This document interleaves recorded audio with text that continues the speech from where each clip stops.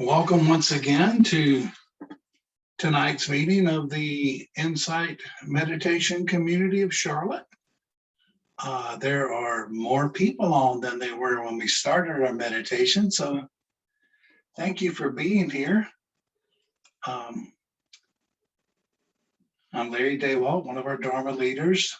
This is the first day of September, so I hope everyone got their newsletter today. Everybody get it? If you didn't, please make sure you go to imccharlotte.org and sign up, because our marketing PR committee, they do a wonderful job with this. And this is just a great way to keep track of our Sangha and our activities. We'll, of course, be going over our announcements after the Dharma talk, but make sure you plug in with the newsletter.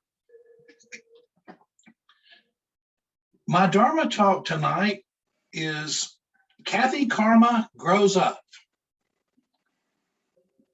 Who is Kathy Karma? And why are her adventures valuable enough to be in an IMC Charlotte Dharma talk? Well, Kathy Karma is fictional. I made her up, but I have known her for many years. And after preparing tonight's talk, I feel like I know her better than ever, or at least more accurately. On an elementary level, Kathy Karma is the person who zaps people for doing the wrong things, especially wrong things done to me or my friends. Wrong words, wrong actions, wrong of any sort. You name it. When you mess up in that world, Kathy Karma is going to get you. Have you got a person like that in your head? Maybe it's just me, but at the elementary level, karma can be extremely misunderstood. I first remember the word karma in 1970. John Lennon may have had something to do with that. Many of us old timers with this color here can easily recall the first few lines of his song, Instant Karma. You remember? Instant karma is going to get you, going to knock you right on the head. You better get yourself together. Pretty soon you're going to be dead. Now, through his studies of Eastern religion, John Lennon knew a concept of karma. But according to the book, The Beatles' Bible, which I do not own, he wrote the song Instant Karma as, quote, a demand for people to take responsibility for their actions. I know some of you probably have that song playing in your head now, and I'm sorry, but I've got to share one more verse. Instant karma is going to get you, going to look you right in the face. Better get yourself together, join the human race. Tonight, I want to talk about karma, not just instant karma, but karma from three perspectives. First, we'll talk about karma from the perspective of right view, then from the perspective of taking action, and then thirdly, from the perspective of generosity.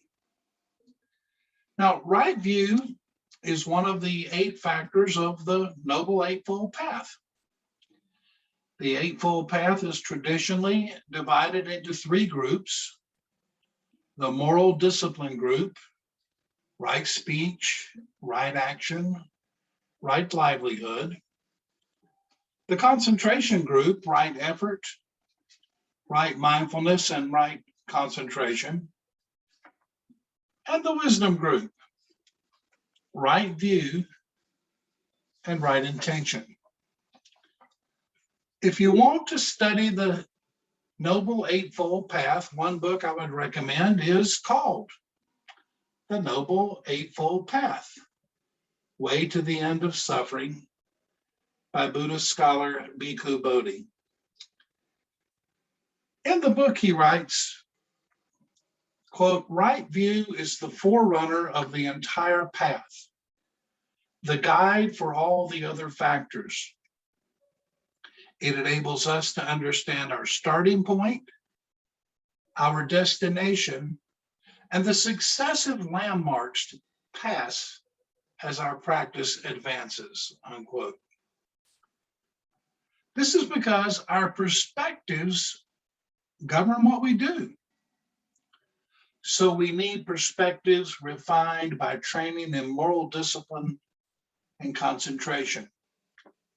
Because, as Bhikkhu Bodhi puts it, actions, along with their consequences, hinge on the views from which they spring.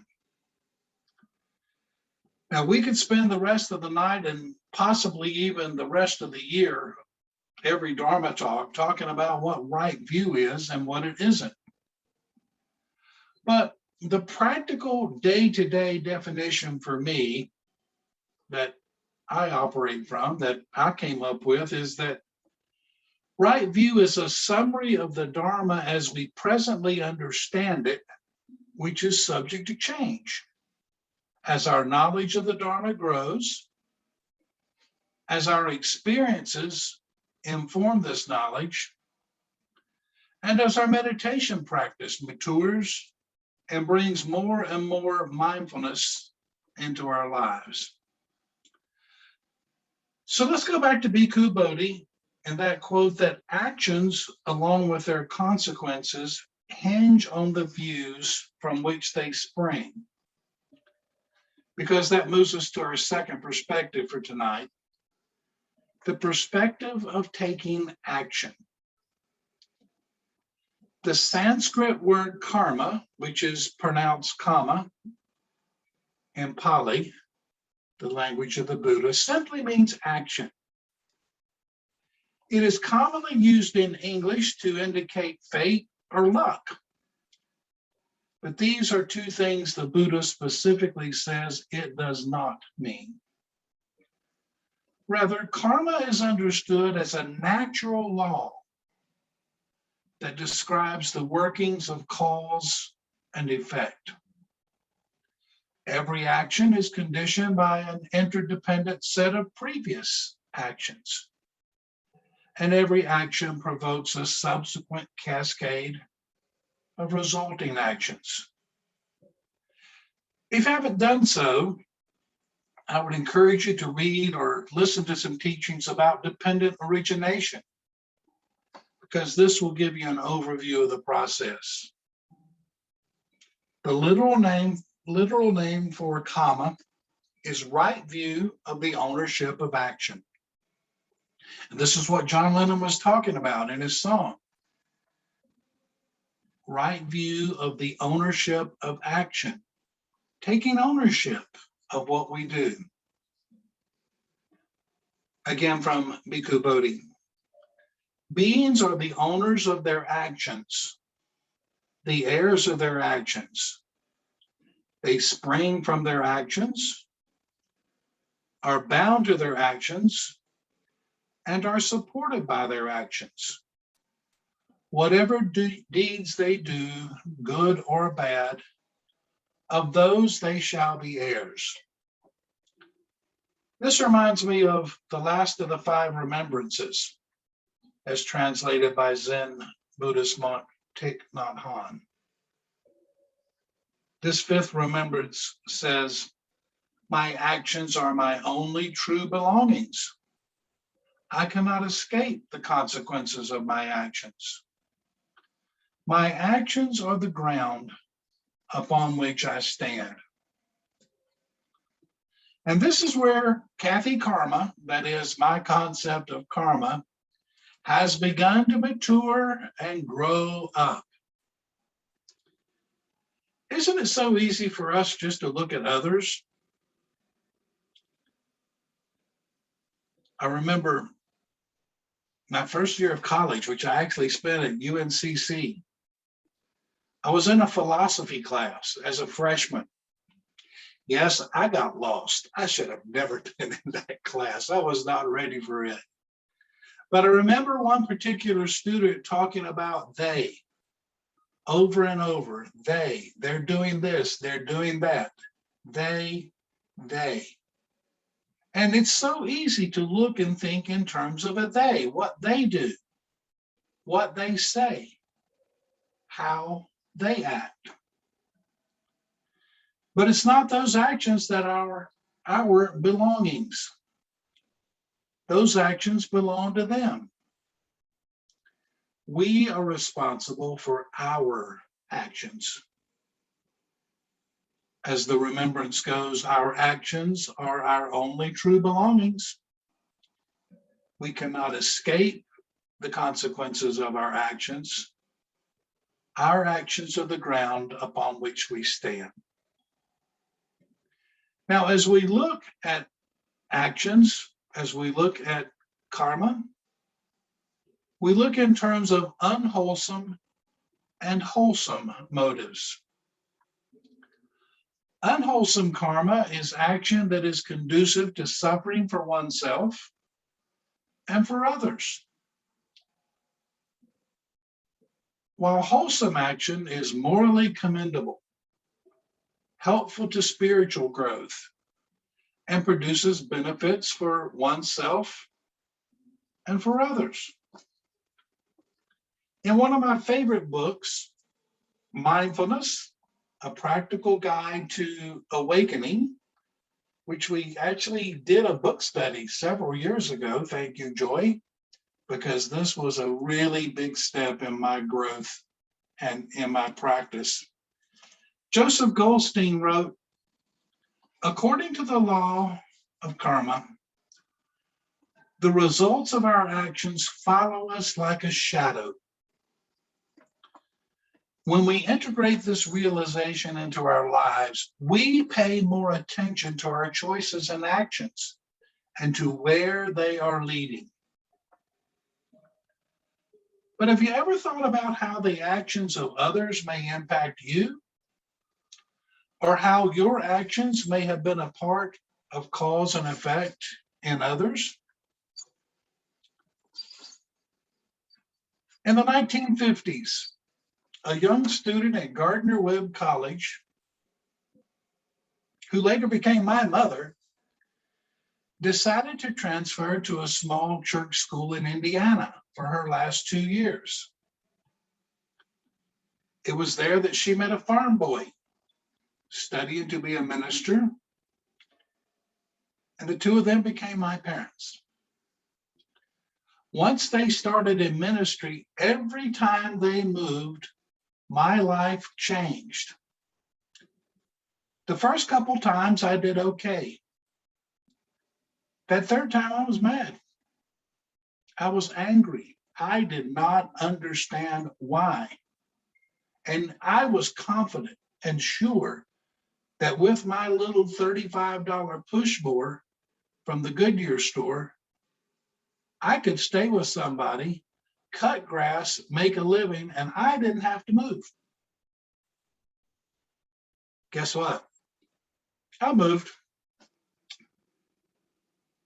Later, every time in my life when I moved after I became a parent, the lives of my children changed. But karma is not just about what happens, i.e., fate or luck. It's also about our reaction to it. In his article about karma in the fall 2019 edition of Tricycle magazine, Andrew Olinsky, a professor at Lesley University in Cambridge, Massachusetts, wrote, we cannot choose what happens to us, even in our own minds, as you may have noticed, but we can choose how to respond. And ultimately, with mindfulness at the helm, we can begin to choose how we act, and we can perhaps begin to choose actions that are different from previous actions as we begin to take more responsibility for ourselves and perhaps how our actions impact others. Which leads us to looking at karma from the perspective of generosity. Because generous actions can consistently produce benefits for oneself and for others. Sometimes it just feels good to give. I remember as a young child joining my brothers and sisters and pleading with mom and dad to open my present first, open mine first, because we wanted to be the first to experience the joy of giving. I remember the first time I bought my dad lunch. It was actually his money, but I felt good using it to pay the bill. But giving is not just about picking up a check or the giving of gifts. Not that gifts aren't needed. And let me pause here long enough to thank each of you for your gifts to our Sangha over the past year and a half, especially. Not having the Dana box in the back of our gathering place means more intentional effort has to be made to give.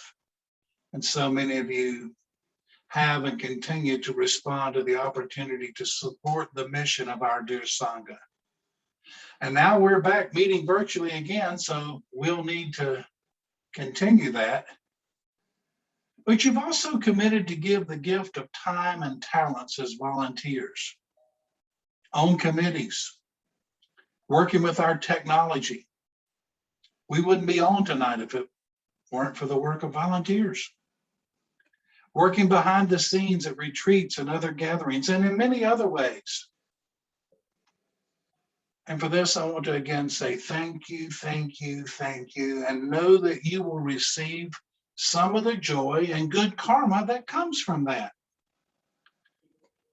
But I also hope that you receive the joy that comes from having a generous nature and being a person that looks for ways they can extend kindness to others in whatever way they can. Generosity is also about renunciation. The Pali word for renunciation is nekkhamma, which specifically means giving up the world and leading a holy life, or freedom from lust, craving, and desires. Part of renunciation is getting to the point where we look around and realize that we have everything we need to get by. Maybe not everything we want, but everything we need. The older I get, the more I've begun to consistently ask myself, how much do I need to get by?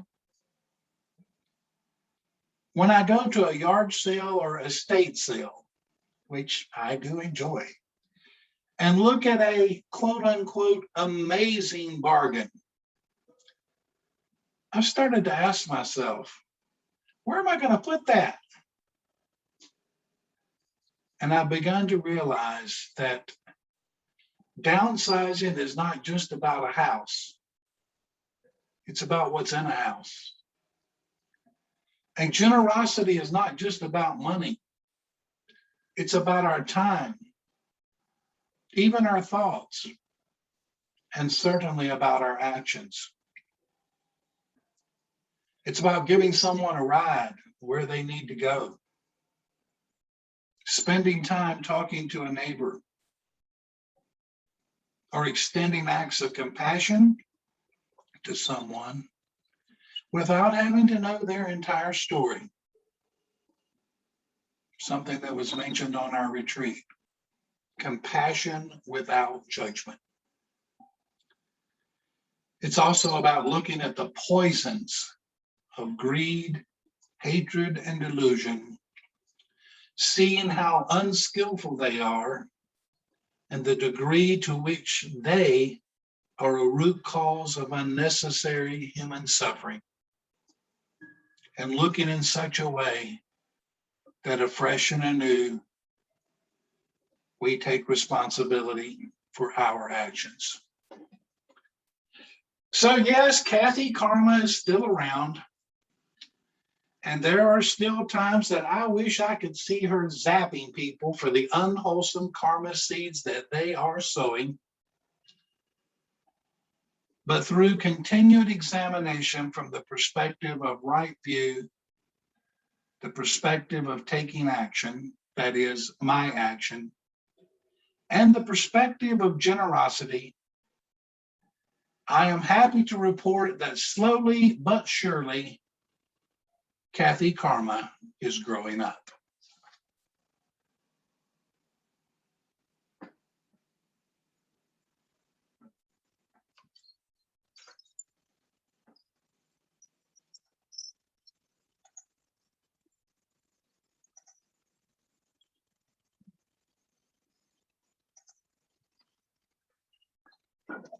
If you have any questions or comments, I certainly welcome those.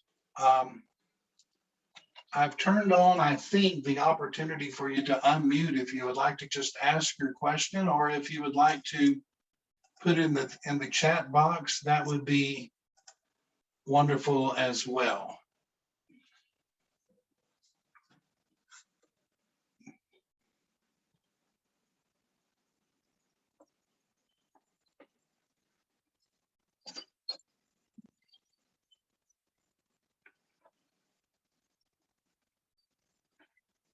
I don't see anyone unmuting yet, so I'm going to go ahead and read the announcements.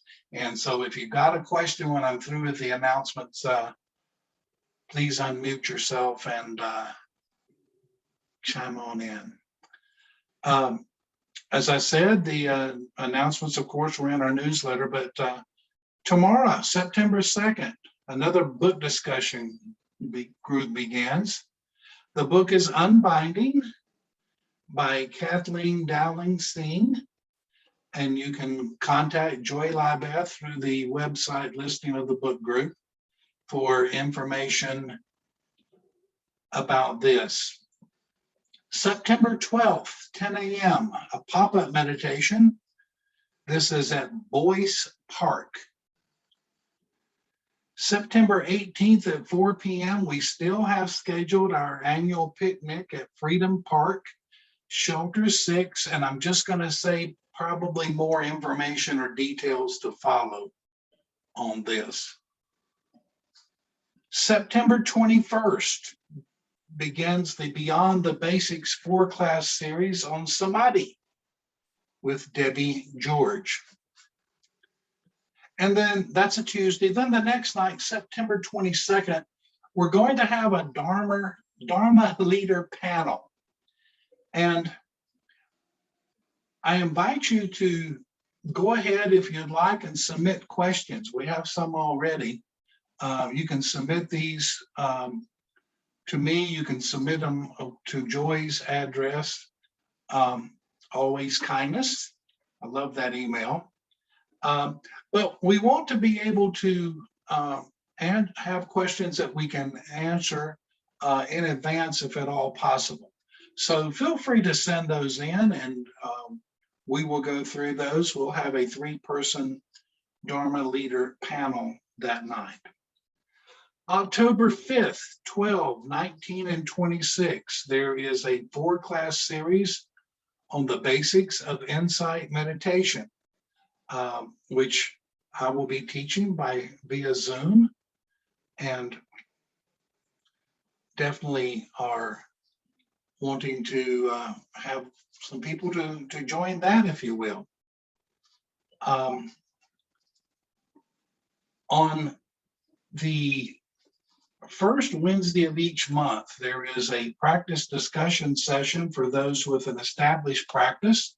That's held virtually at 6:45. That's the first Wednesday. I believe, Thea, you taught that tonight, if I'm not mistaken. The last Wednesday would be for those who desire to hear the instructions of the basics. And so I would invite you to tune into those. Saturday, November 6th, 9 a.m. to 4 p.m., The River of Life, Impermanence, Dying, and the Other Shore.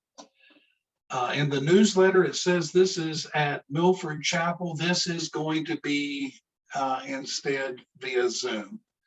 Joey and I are going to be leading this, and we invite you to gather with us in silence and meditation for this special day-long retreat.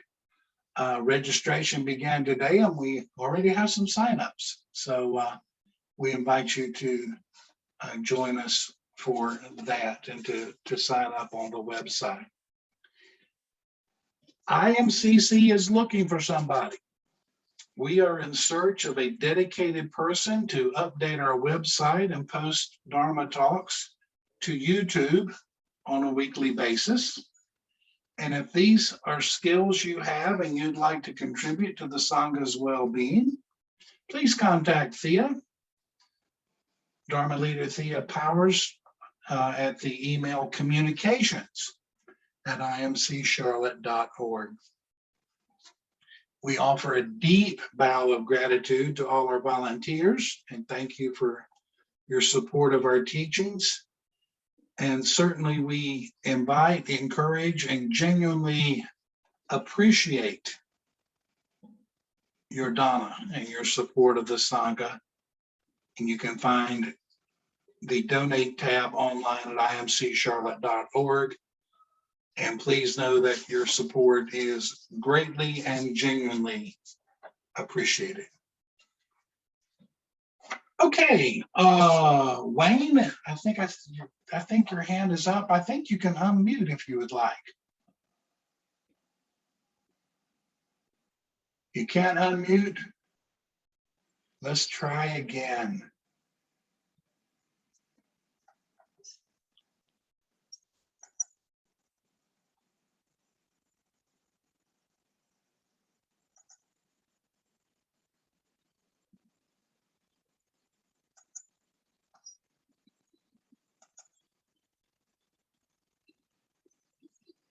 Okay, did that work, Wayne? Larry, we really appreciated your talk tonight. Thank Very you. insightful, and thank you very much. Thank you. Thanks for being here.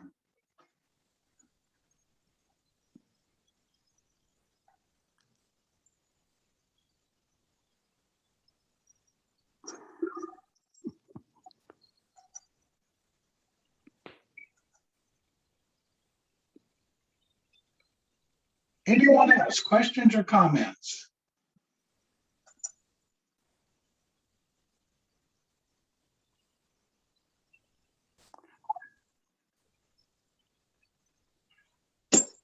Okay, well, let's go into our time of meditation.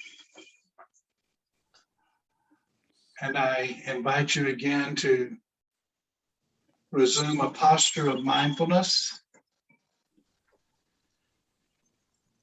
And with several gentle breaths, breathe in feelings of warmth and love throughout your entire body.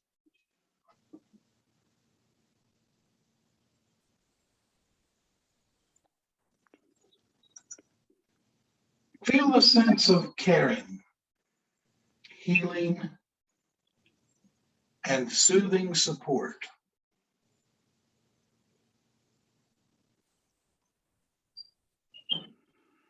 Let it wash over you and through you while you gently repeat silently to yourself, may I be well, healthy, and strong.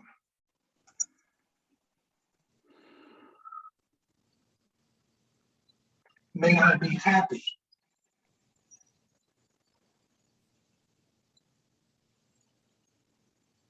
May I abide in peace.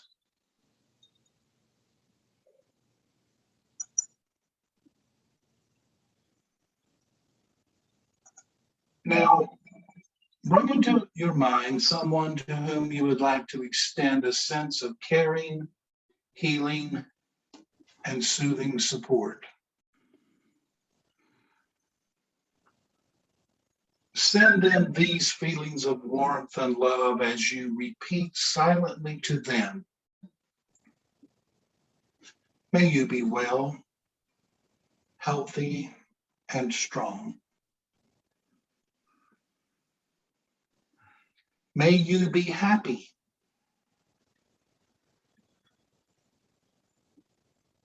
May you abide in peace.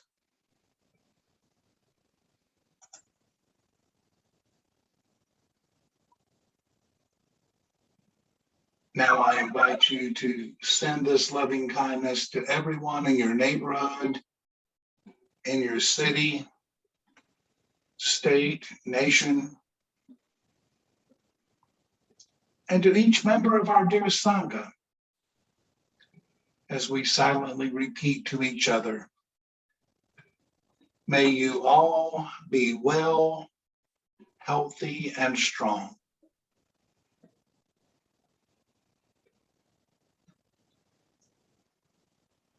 May you all be happy.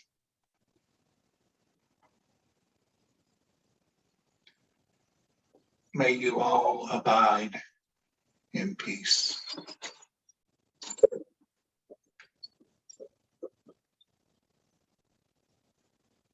And may any merit from our time of practice together be for the good of all beings. May all beings live in peace.